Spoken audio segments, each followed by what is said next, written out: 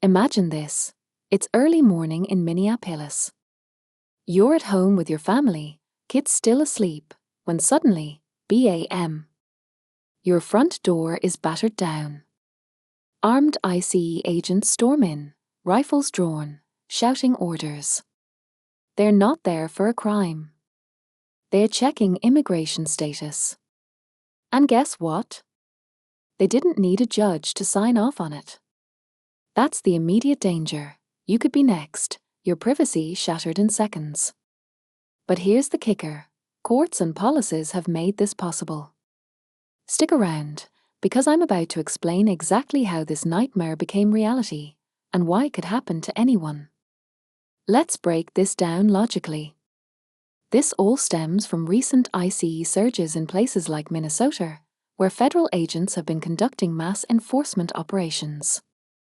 Protests erupted after agents killed demonstrators, and the state is fighting back in court over blocked investigations.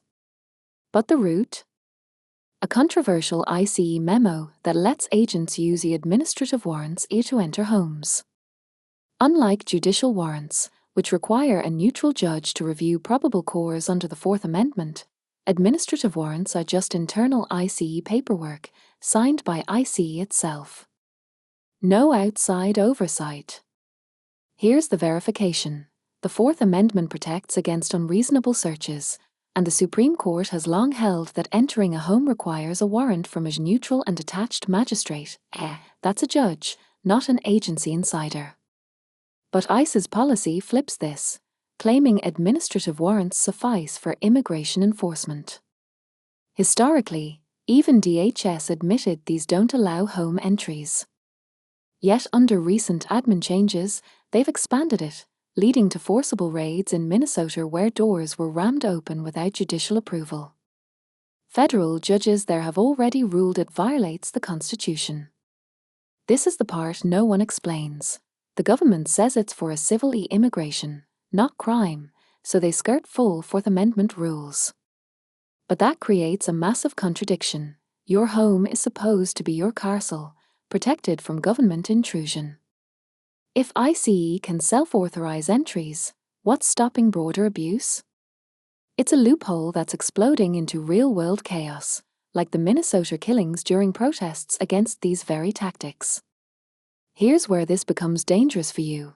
If you rent an apartment, agents could show up unannounced, claiming to check statuses, and force their way in.